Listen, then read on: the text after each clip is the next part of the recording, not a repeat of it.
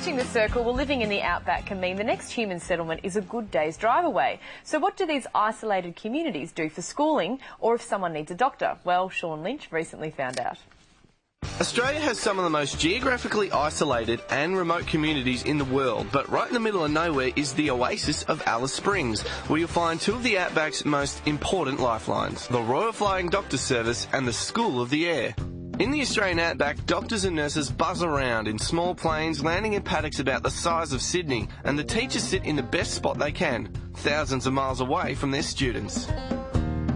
The Royal Flying Doctor Service was the first aviation medical organisation in the world, and to this day provides 24-hour medical assistance to around 270,000 people every year.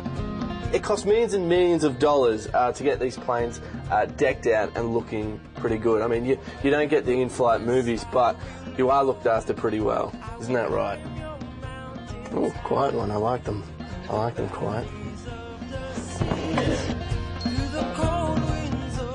One of the greatest problems when the Flying Doctors first started was communication between the bases and the outstations. So what they did was they developed this two-way radio which basically is powered by your tootsies and gets the important messages where they need to go. In fact, I have an important message to make right now. Base, are you there?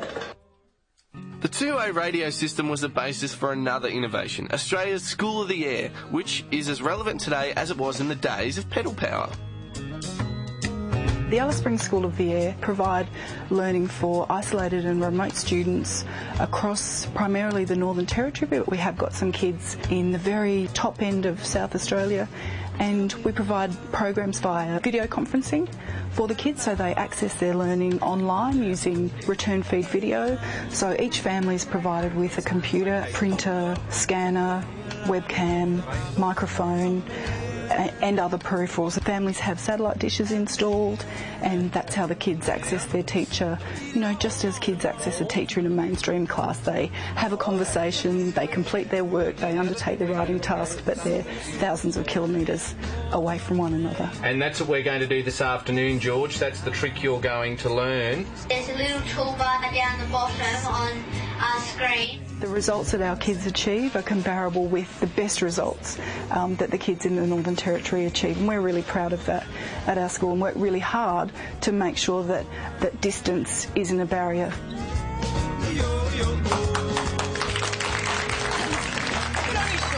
And look, I have to say, I think that's such an important story to share because my father's life was saved by the Royal Flying Doctors. What happened? Well, he was in a really terrible, tragic shooting accident because he was shooting rabbits because he's a wool classer, and he tripped and fell and shot himself under the head.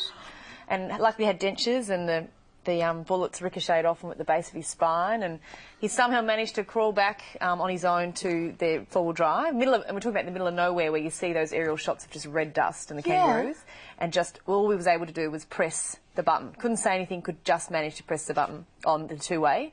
And luckily the people at the property where we were staying figured out instinctively that something was wrong, and they literally saved his life. They flew him to the Royal Adelaide neurosurgeons, and he was almost gone. So I'm very grateful to them. Wow. Just to give us some perspective, how far did they have to travel? Like, how long did it take for them to get there? I think they were there within 45 minutes or so. Wow. So he was very, very lucky. And I think the biggest problem with the Royal Flying Doctors for them is trying to get people in the cities to understand that it's relevant to them.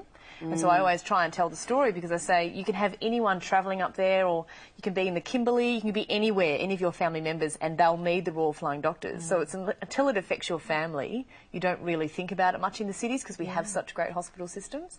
So if you can support them in any way, please do, because they do a wonderful job.